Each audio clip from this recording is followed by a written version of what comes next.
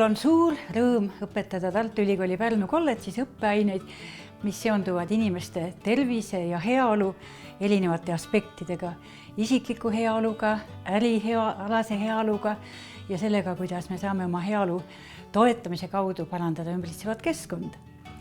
Ma arvan, et mitte kunagi varem pole need teemad olnud nii aktuaalsed kui praegu. Täna vaatleme üht kogu maailmas väga populaarseks muutunud tervikliku heaolu kontseptsiooni, mis põhineb müstilisel sõnal wellness.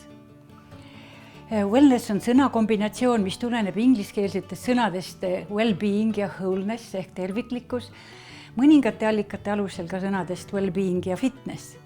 Wellness on ääretult populaarne, seda on kuritarvitatud, ületarvitatud, ekslikult tarvitatud, tulunduslikel eesmärkidel tarvitatud ja tekib kindlasti küsimus, et mis muudab siis selle sõna wellness nii ahvatlevaks? Vastused on lihtsad. Sõna kõlab väga hästi ahvatlevalt. See sõna on moes ja prestiižne, see sõna müüb väga hästi. See sõna äratab huvi ja usku saada ilusamaks, elada kauem, elada tervevana. Nii et nii lihtsad need asjad ongi.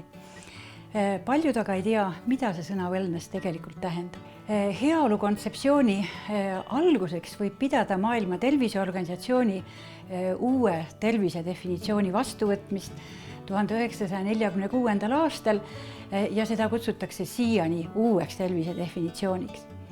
Tervis on täieliku füüsilise, vaimse ja sotsiaalse heaolu seisund, mitte ainult haiguse puudumine.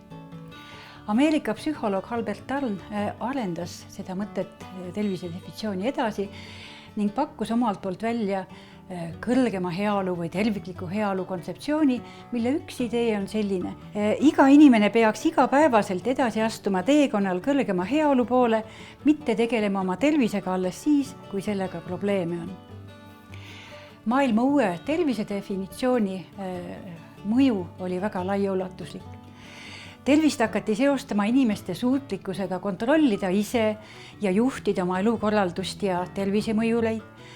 Tervist hakati käsitlema kui igapäeva heaolu ja elukvaliteedi olulist ressurssi.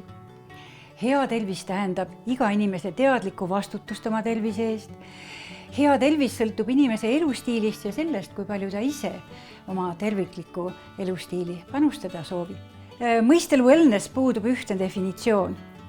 Heaolu liikumise edendaja John Davis mõtestab heaolu järgmiselt. Heaolu on valik, see on meie igaühe enda valik, kuidas ja millisel heaolu teekonnal me liigume. Heaolu on eluviis, see on eluviis, mille igaüks kujundab endale saavutamaks maksimaalset heaolu. Heaolu on protsess, heaolu on elukestev protsess, me saame midagi oma heaolu suurendamiseks või kui on eriolukorrad, kui on haigused, oma heaolu taastamiseks teha iga päev.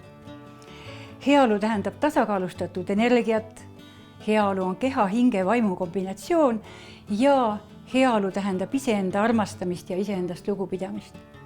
Muuda seda, mida muuta saad, piltlikult öeldes, kata lauda alati ja iga päev ka iseendale, mitte ainult siis, kui külalised on tulemas. Või hoolitse iga päev oma heaolu eest, ära oota, kuni haigus külla tuleb. Heaolu kontseptsiooni on edasi arendatud nii-öelda heaolu mudelitega, mis sisaldavad erinevaid dimensioone, millega iga inimene saaks arvestada oma heaoluga igapäevasel tegelemisel. Üks on füüsiline heaolu, mis ei tähenda ainult füüsilist liikumist ja treeninguid.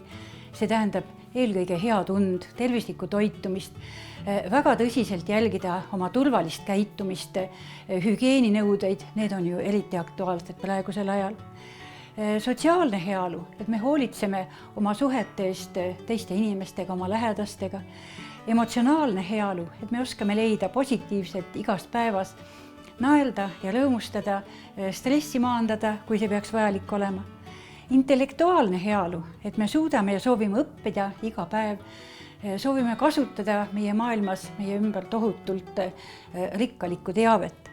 Vaimne heaolu, et me usume millessegi, mis inimesi ühendab, et me usume moraali, väärtustesse ja eetikasse. Ja keskkonnaga seonduv heaolu, et me suudame toime tulla väga kiiresti muutuvas keskkonnas ja samas ise hoolida ja hoolitseda keskkonna jätkusuutlikkuse eest. Selle lühikese jutu lõpetuseks veidikene mõtlemist. kuidas järgite teie oma isikliku heaolu põhimõtteid? Mida olete enda tervise ja heaolu jaoks teinud täna? Mida saate teha senisest paremini oma isikliku heaolu suurendamiseks elukestvalt? Järgmistele ja paljudele teistele küsimustele leiate vastused edasiste õpingute ja enesearendamise käigus. Millised on need tooted, teenused, asutused või kohad, mis võiksid õigustusega oma nimetuses kanda sõna wellness? Kuidas saaks iga äri oma äriedu edendamisel silmas pidada heaolu põhimõtteid? Kuidas oleks võimalik disainiprotsessides, toodete, teenuste, ruumide, rajatiste, kohtade arendamisel jälgides heaolu põhimõtteid, et need oleksid inimestele köitvamad, mugavamad, kenamad, toetavamad. Lõpetaksin India kuulsa filosoofi Tagore sõnadega. Magasin ja nägin unes, et elu on rõõm. Ärkasin ja nägin, et elu on kohustus. Tegutsesin ja vaata, kohustusest sai rõõm. Jaksu elukestval isikliku heaolu teekonnal.